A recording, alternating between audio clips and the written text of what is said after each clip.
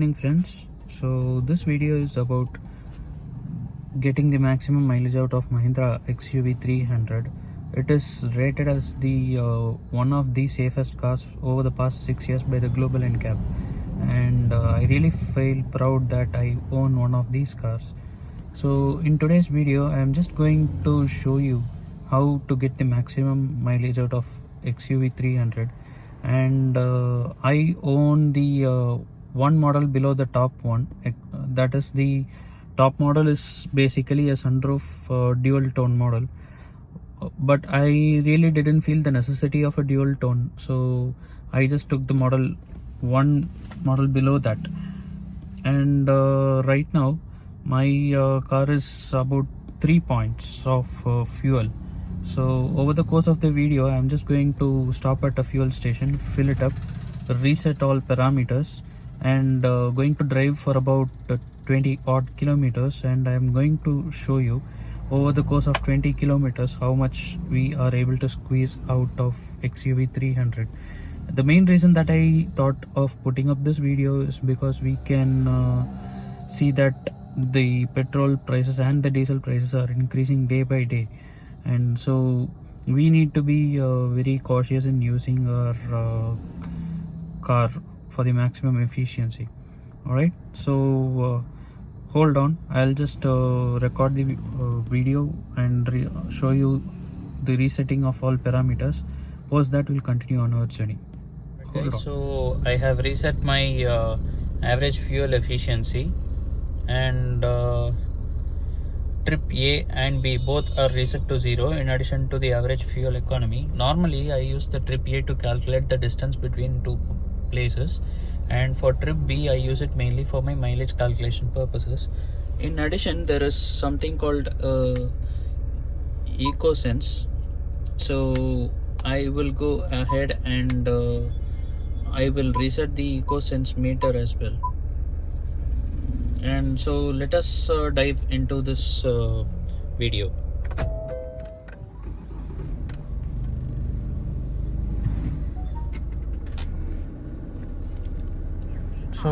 So guys, we are now on our way to, or rather I am on my way to show you how the mileage is we are able to get maximum mileage out of XUV 300. And the reason that I have focused my camera video phone over on top of the tachometer is for a reason, because we actually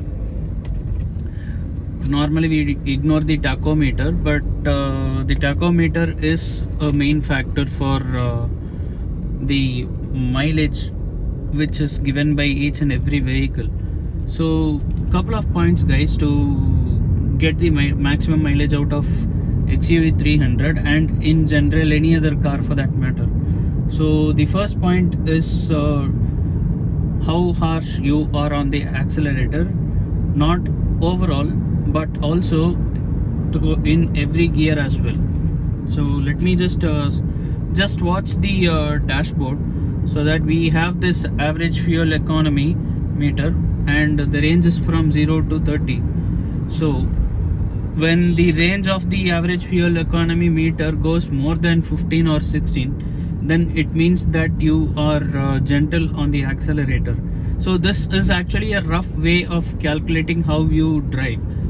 So when you, let me just show you an example.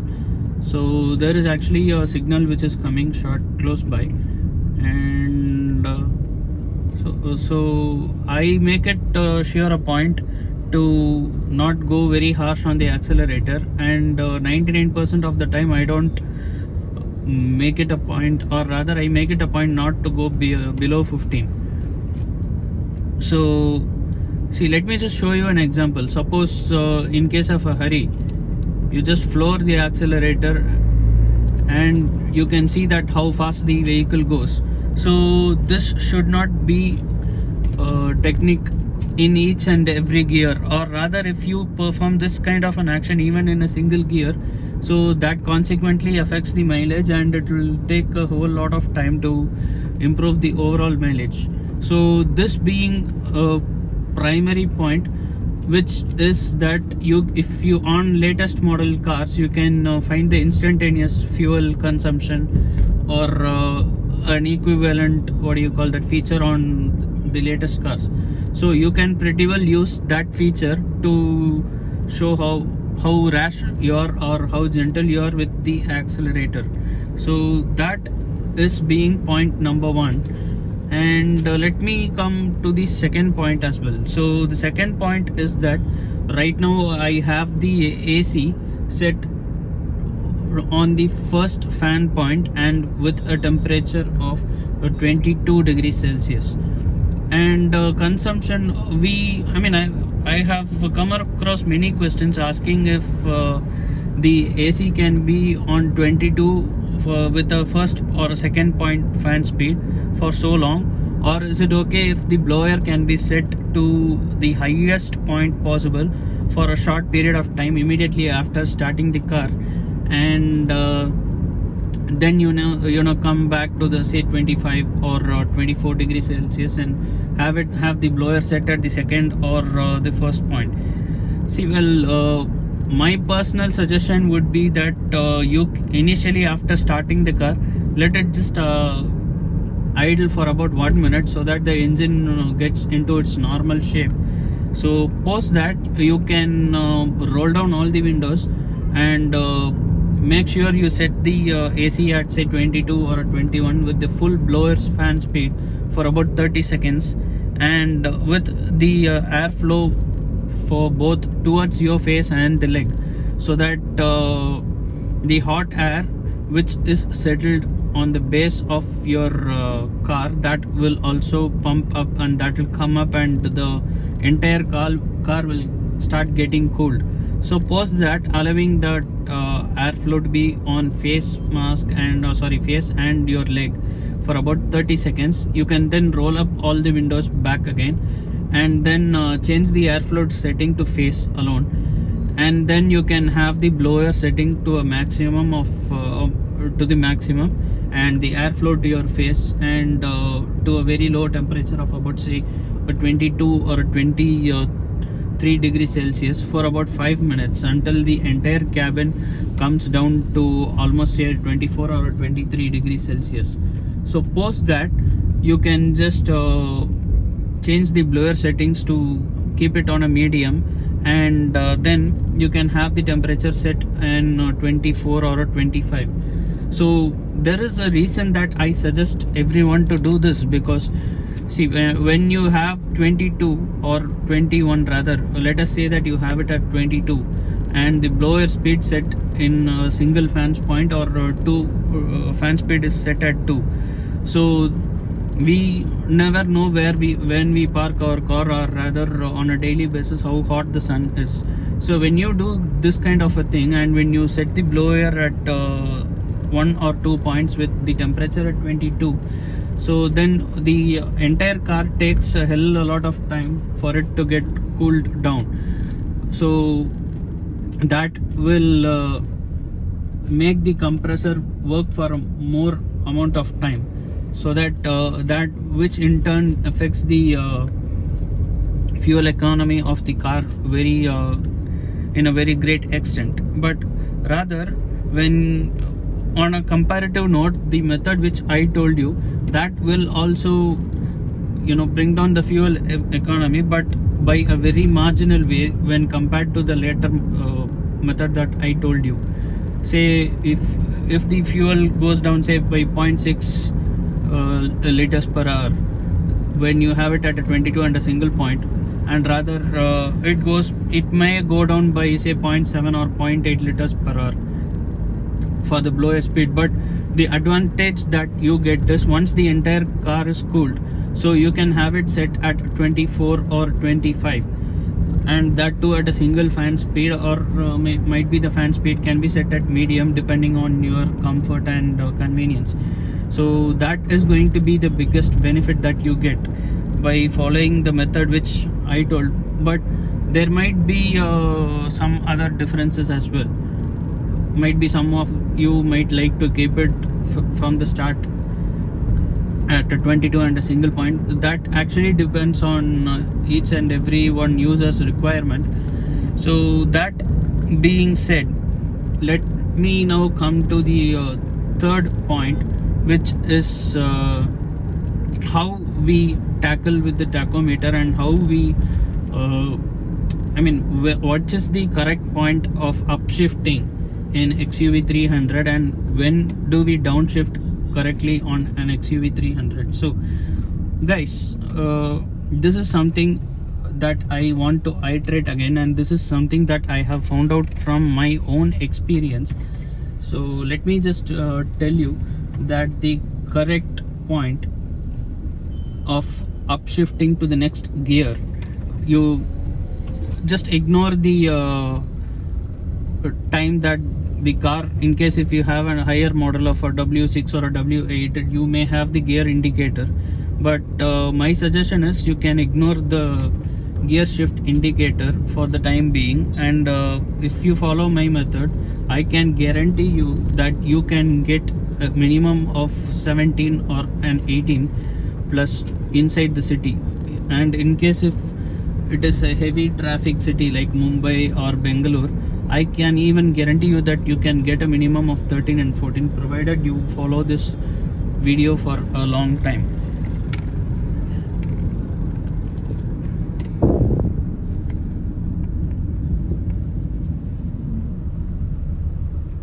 Alright guys, so let me come on to the tachometer part. So a very simple but a neat trick to get the maximum mileage out of XUV 300 is upshifting when the needle of the tachometer points exactly at 1500 RPM. Just note the reading, it's at 1500 RPM, and downshifting to the lower gear when the needle goes down below 1000 RPM. And also when I tell you this, I would also like you to tell you that this will be very this will be a very difficult task in case if someone wants to hurry up to go to some place or another. But this being greater than 100 and 120 or 100 HP vehicle, so it is very important that we follow this kind of shifting method. And even I would also like to iterate here that sometimes the needle might come very close to 1500 RPM, but we may think, so what is going to be the benefit if we shift even slightly less than 1500 RPM, and what if we can downshift just above 1000 RPM. But trust me guys, I have experimented with my vehicle, and you won't get the maximum mileage out of the XUV 300 if you do not follow this upshift RPM meter and downshift RPM meter exactly at the same point. So as you can see, I have started recording the video, and as you can see, we have got up close to about 22 kmpl on a diesel vehicle, which is something which I feel is very good. It is not that I feel very good just because it is my vehicle.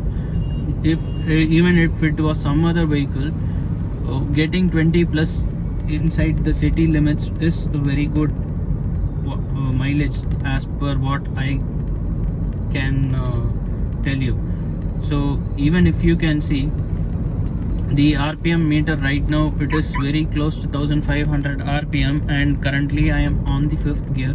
But initially even I had this kind of sensation to shift when it is very close near the 1500 RPM, but I have controlled my sensation, and I have made it a point to shift only when the RPM meter touches 1500 RPM.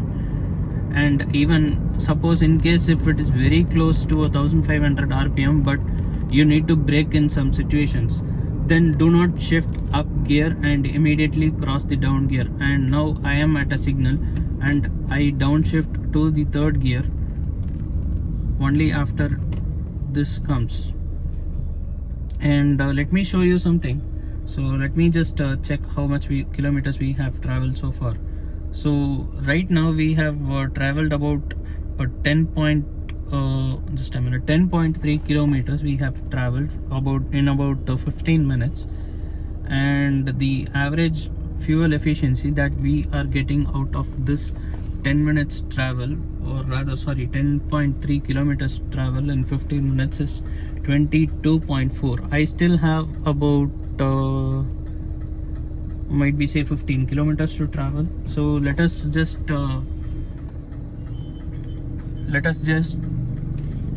check what is the end mileage here. And now I am just moving from a signal, so you can just how I upshift. So this is a very correct point.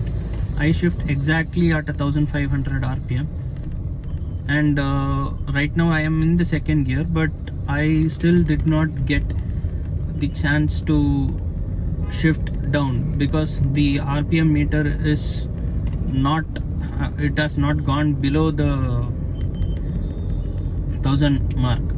So right now we are in the third gear, and I shift at the 1500 mark. As if you had noticed correctly, you would have seen that after I shift, the gear shift indicator still indicated that I need to be in the third gear. So that was the reason, guys, I said that ignore the gear shift indicator for the time being and just follow my method. So this might also be a silent video for a moment, but I know that many of you will get bored seeing this video in case if it is silent, but I would insist that you keep observing this video so that you can really check on how I shift up and shift down. So pretty much we are going through to another signal wherein I am braking, and the needle has just gone below the 1000 mark, and right now I am just stopping the vehicle and I'm in neutral.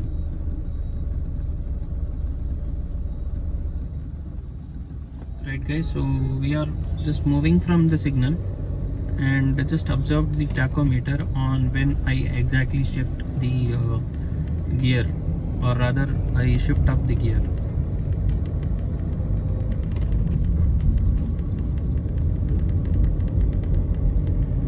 But following this method, as I mentioned earlier, that might be difficult for many of the persons because this requires patience to achieve the kind of mileage that I frequently get. And also make sure that you check on each and every time you check on how gently you are using the accelerator as well, because that also plays a very a major role in determining the mileage of this car.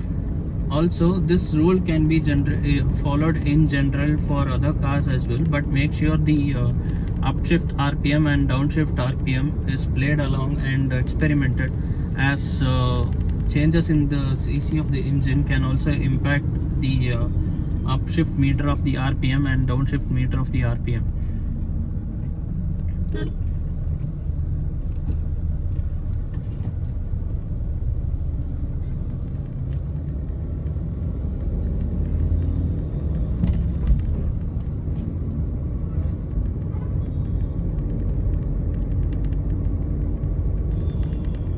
So shifting is done exactly at the 1500 rpm point, and I am also not flooring the accelerator as much, just having a gentle tap. And even I have seen some persons just short of stepping on the accelerator and whizzing past like a breeze of air. So even that will cause not proper combustion of the fuel, thereby decreasing the fuel efficiency as well.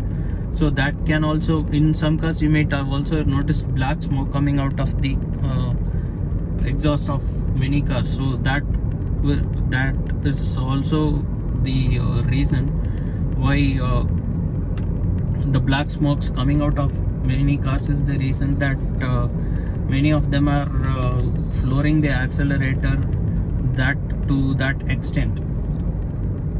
So we have almost come to the destination where I want to go. So right now, if you can see how well that I have maintained my car, and due to the reason of my driving, so I am getting the kind of mileage like 23.2, which is the average. And even if you go in for an error of plus or minus 1.5 liters due to the actual and the real digital variance, even that comes more than 20 kilometer per liter, which is really good considering that this is a powerful SUV. So guys, just watch. So right now this gear shift indicator is suggesting that I shift down to the 4th gear, but I don't do this only because of the reason that the tachometer has not moved below the point.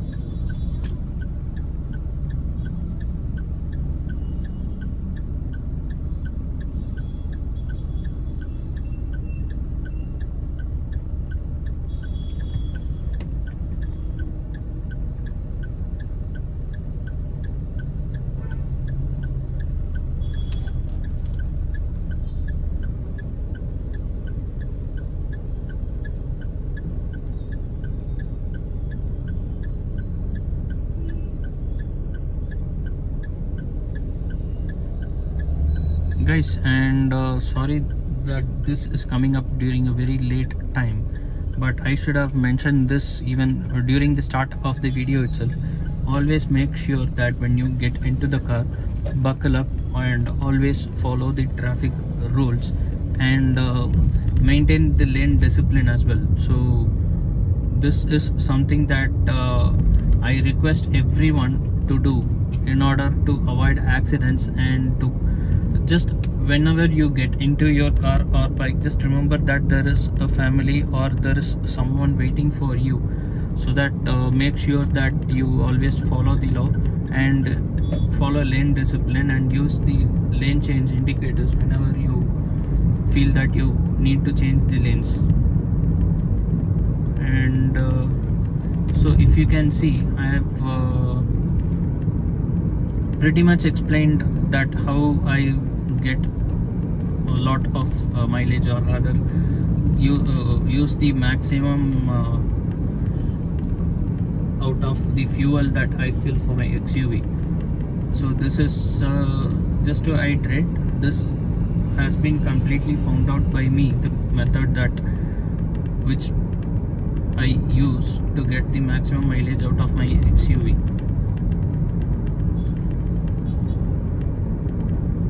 And we have almost reached our destination. So right now we are just crossing the Anna Library in Chennai, which is the largest library in India.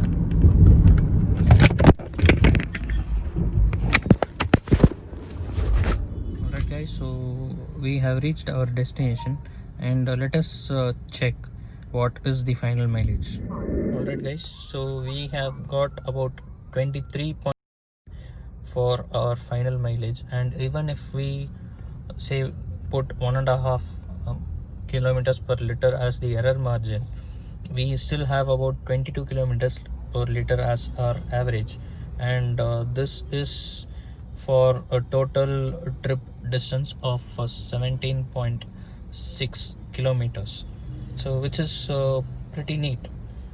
And if you like the video, please like, share, subscribe, and if you have any questions with regards to this video, please post it in the comments box and I will reply to it as soon as possible. Thank you guys, have a great day, stay home, stay safe. Thank you, bye bye.